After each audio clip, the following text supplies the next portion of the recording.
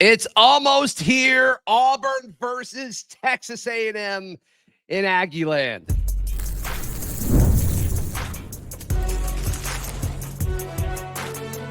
You are Locked On College Crossover, part of the Locked On Podcast Network. Your team every day. Yes, this is another crossover edition of Locked On Auburn and Locked On Aggies. I'm Zach Blackerby, host of Locked On Auburn. He is the Matt Galatzen, host of Locked On Aggies. I tell you what, Matt, Auburn people could not get enough of you. They're like, this is the greatest guy ever. And I'm like, I agree. He's fantastic.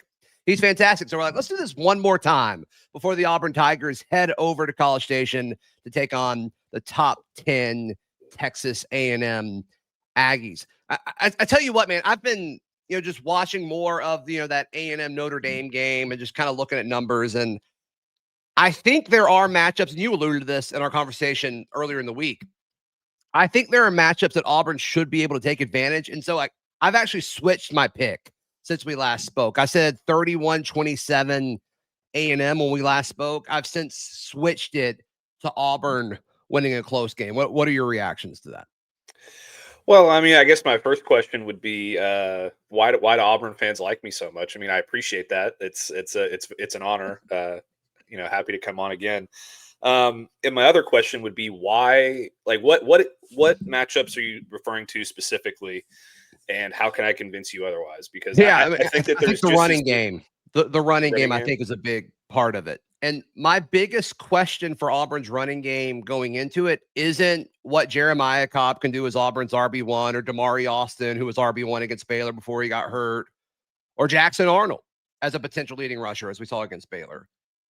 My biggest question is Hugh Freeze going to call plays in which they can run? I mean, we saw this with Jarquez Hunter last year, who was one of the best running backs in college football, and they didn't go to him as much as we would like. And then they went to him a lot against Kentucky last year, and Auburn ran all over him. We saw a little bit of that against Baylor, and I'm curious just to see how Texas A&M will try to defend this RPO offense that Hugh Freeze has. But I think if runs are given, and if Jackson Arnold is tasked with keeping the football, or Jeremiah Cobb gets 8 to 12 touches and Damari gets, 5 to 8 touches, I just think that's a matchup that favors Auburn, and we'll see if they're able to kind of keep the football, win the time of possession battle. And I think in a game like this, where you keep that explosive Aggie offense off the field, I think over the course of 60 minutes, that gives you a chance. Well, I think you might be onto something here, Zach, because Texas A&M, they struggled to stop the run this year in a big way. They ranked 72nd in the country, 139 yards per game. And it's not like they've been playing Penn State and, some of these other better rushing teams in the country all season long. UTSA, for example, is a team that they faced earlier this season. And they UTSA do have run in their mascot name, though. They do. That's fair. They do, but they ran for 203 yards against Texas A&M, average 6.2 yards per carry. I feel like Auburn's offensive line is a little bit better than UTSA's. I feel like their running backs are probably a little bit better than UTSA's, and their quarterback is certainly better than UTSA's. So, yeah, I mean, the best way to keep an explosive offense at bay is to do what? Keep the ball out of their hands. Yeah. Work the clock as much as possible. So I think Auburn's definitely going to try to do that. I alluded to that in our other show, how I thought they were going to go back to the run. And if they do that, I really like Auburn's chances. I'm not going to lie. My question would be, on the other side, can A&M run the football? Because that's going to be a big concern for me because, I mean, I love Texas A&M's running backs. Le'Veon Moss is a freight train. Reuben Owens is super explosive. Amari Daniels was really good last year. He's a good player, and Marcel Reed can run the ball, but I believe Auburn ranks 5th against the run in the country this year, somewhere around there. They've been really good, and some of that is matchups, right? Like, and I don't want to take anything away from Auburn's front seven because they have been way better than I expected them to be going into the season. Baylor wanted to pass it a lot, and they were able to. And then they played Ball State, who didn't really have like they moved I think he was a defensive back last year. They moved him to quarterback. They had no threat of a passing game. And so they just loaded the line and it worked.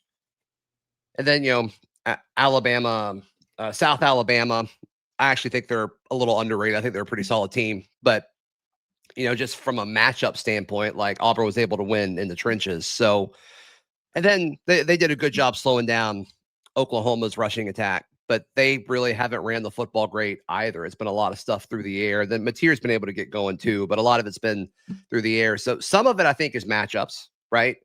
But also, like, they are a good team when it comes to stopping the run. But like you brought up Texas A&M's matchups, like some of these numbers need a little context. I don't want to take anything away from what Auburn's been able to do defensively, but some of the matchups I think did help that number get to that point. Yeah, I think that's key to think about, especially there are also some other numbers that are interesting to me in terms of that are in Auburn's favor. Like, for example, John Mateer has been running all over everybody all year. And Marcel Reed is a guy who is good of a passer as he's been this season. I still think his best weapon is his legs, and his best weapon is in the RPO game. Yeah.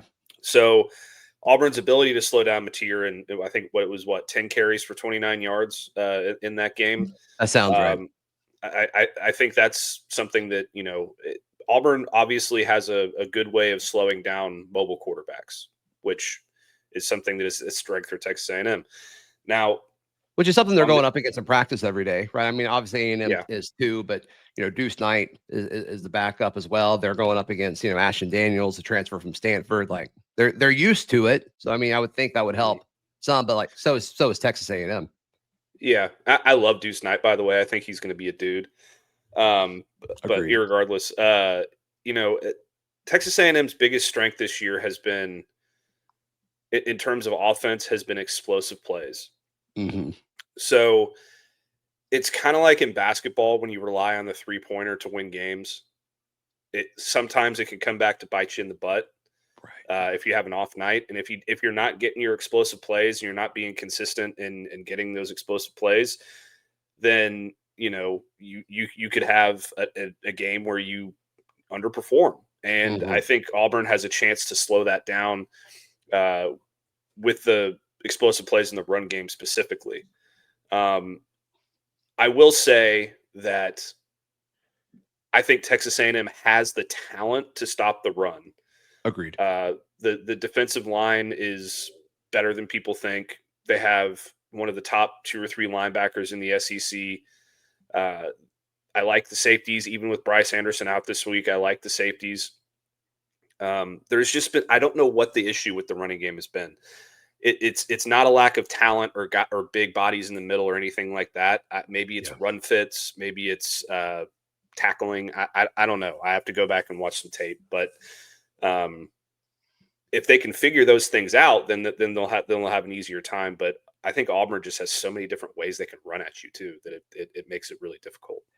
Yeah, 5 guys have scored multiple rushing touchdowns for Auburn already? I think is what I saw. I mean, it's pretty crazy. It's pretty crazy. Yeah. I want to ask you, I got 2 more questions for you. One is the bye week, because going into this week, I thought the bye week was a crucial part of this matchup, and that's actually why I picked against Auburn. I want to jump more into that in just a moment, right here on this crossover edition of Locked On Auburn and Locked On Aggies. Today's show brought to you by our friends at Mazda. Mazda's moving the game forward for those who believe it's not just about playing the game, it's about redefining it. There are moments to do more than put points on the board. They move crowds, move culture, and keep the game moving forward. A guy who moved the game forward for Auburn last week, Keldrick Falk, a potential top 10 pick on the defensive line. He's not like putting up crazy stats, but his impact on the game is tremendous. So I think that's a guy that's moving the game forward. Matt, do you have an Aggie that's moved the game forward this year? I mean, I think the other day we went offense, so let's both go defense again. Okay. For Texas A&M, it's Des Ricks. He ranks number 1 in the country in yards surrendered in the pass game. He's been incredible at corner. 7 yards this season he's surrendered at corner. He also ranks top 3 nationally in catch rate at just 20%. So he has been on a hot streak through the first 3 games.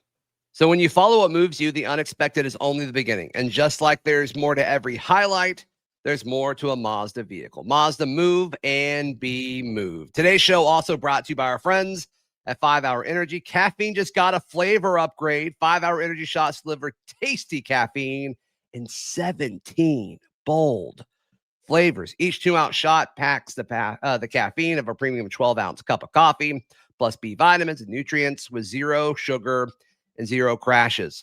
Look, you're going to be like moving, folks, later. You're going to, mid-afternoon's going to hit. You're going to need to pick me up, and nothing like a 5 Hour Energy to finish the day.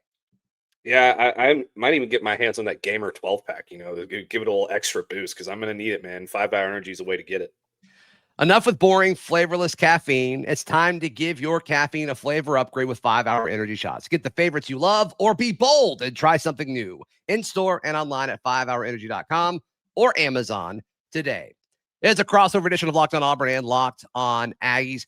I really put a lot of stock, and I still do, into Auburn playing a very physical game on the road at Norman.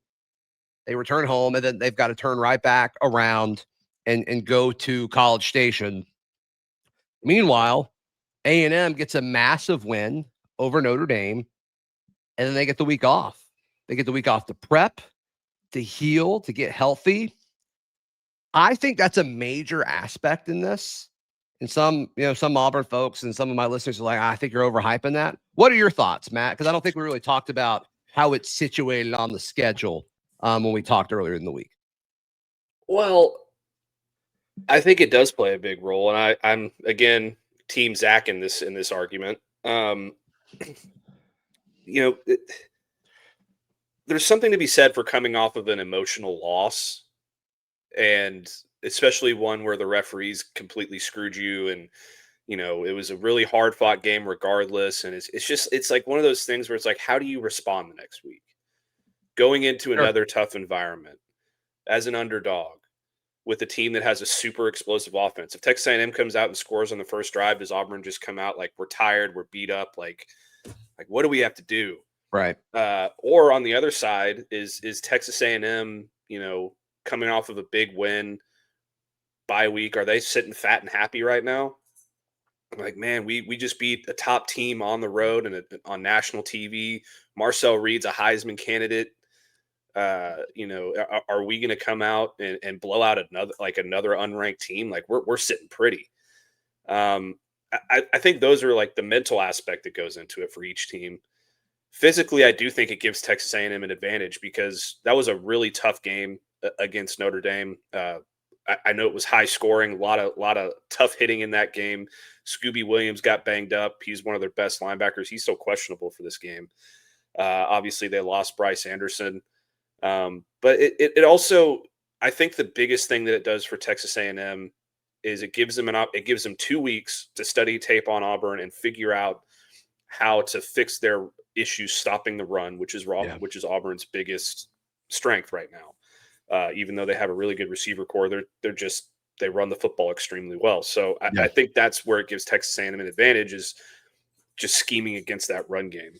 Offensively, I don't think that it does much for them. They've been healthy offensively, and they are very deep offensively. So I think it's more of a defensive thing for Texas A&M and the advantage.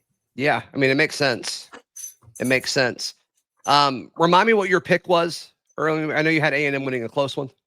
Yeah, I have Auburn covering. I think I had Texas A&M 38-34. Okay. That's a lot of points. That's a lot of points. FanDuel has the over-under at 52.5, and that just seems low to me. Yeah, I mean, so the score is going to be 28-25. Like, I just don't see that happening. The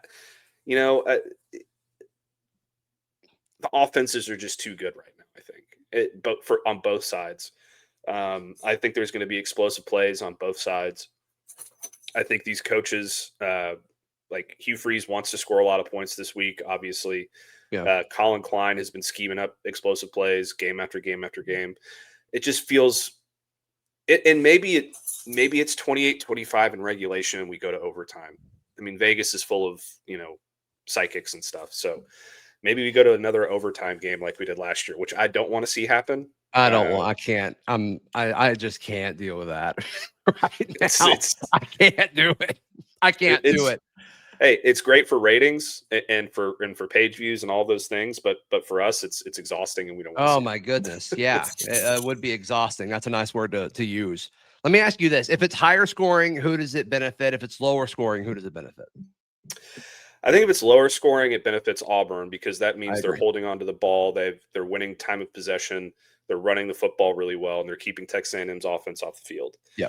I think if it's higher scoring, it means Texas A&M's hitting on those explosive plays to Mario Craver and Casey Concepcion. So I think, Auburn, I just said Hugh Freeze wants to score a lot of points. I mean, every coach wants to score a lot of points, but I think that it would favor Auburn if this was a low scoring running the football game more so than, a battle through the air, which I think that Marcel this ended up being like 21-17. Like, I think Auburn would take that in a heartbeat.